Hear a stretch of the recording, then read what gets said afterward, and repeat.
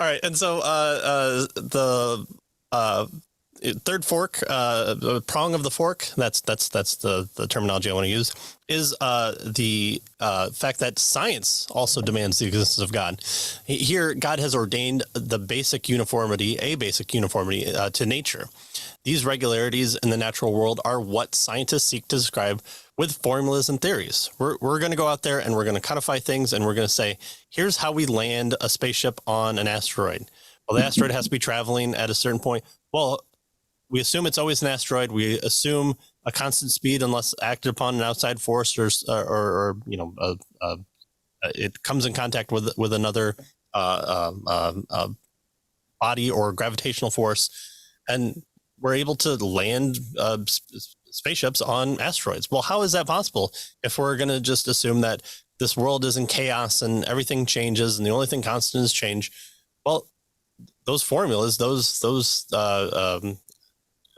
big G's over small G's and M2s, mx plus b squared, all those ideas come about because there's an assumption of a codifiable, regular description of the universe that will, for all intents and purposes, hold and be consistent, so that we can do these things and call them out with these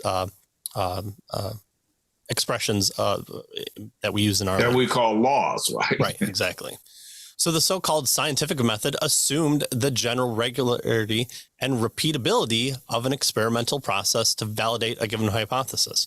That's one of the reasons why, peer-reviewed articles are the best articles. Well, why?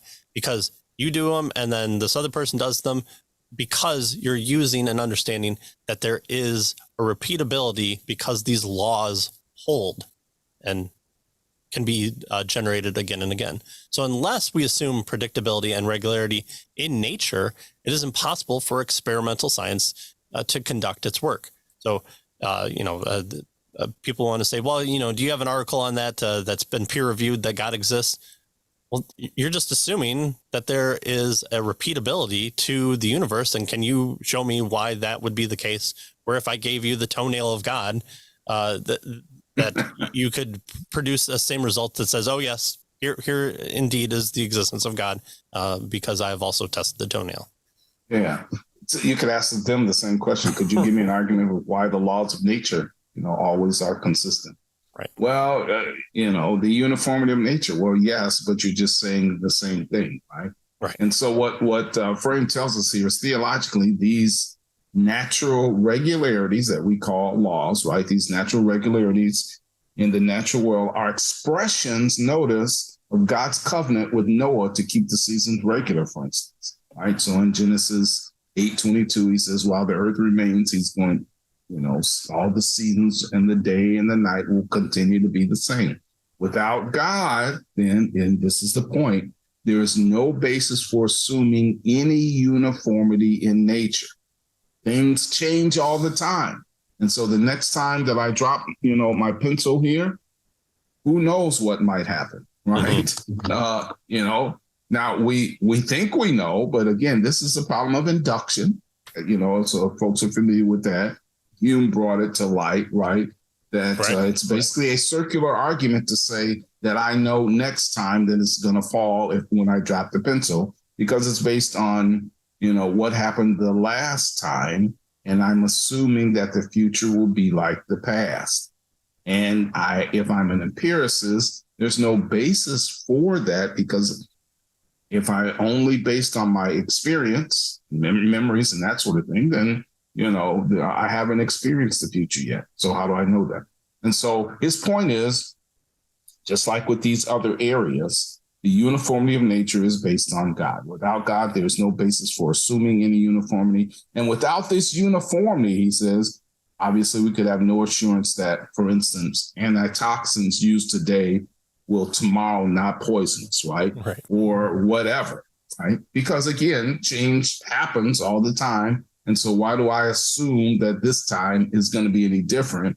Well, it's just based on some type of circular argument.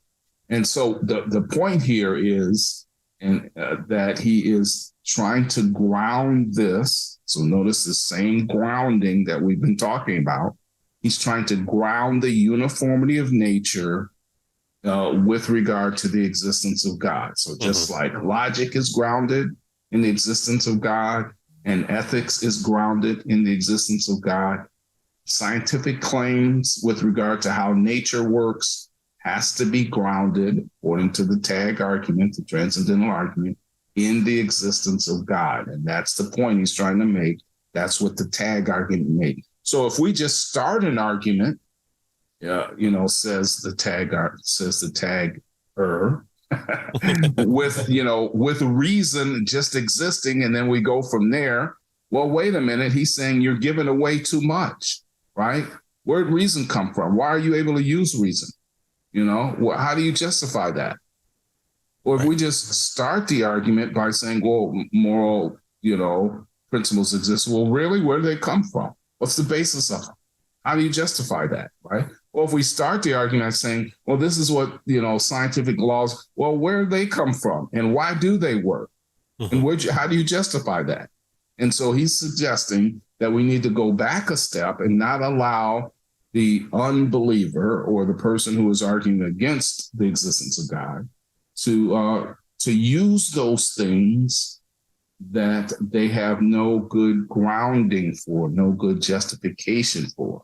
And the tag argument tries to, over and over again, try to make that point. You need the grounding, you need what we just said, preconditions in order for these things to be intelligible. And the precondition for logic to be intelligible, that is for us to have it grounded and understand it and that sort of thing, and ethics and the laws of nature, is the existence of God, says the transcendental argument. Right.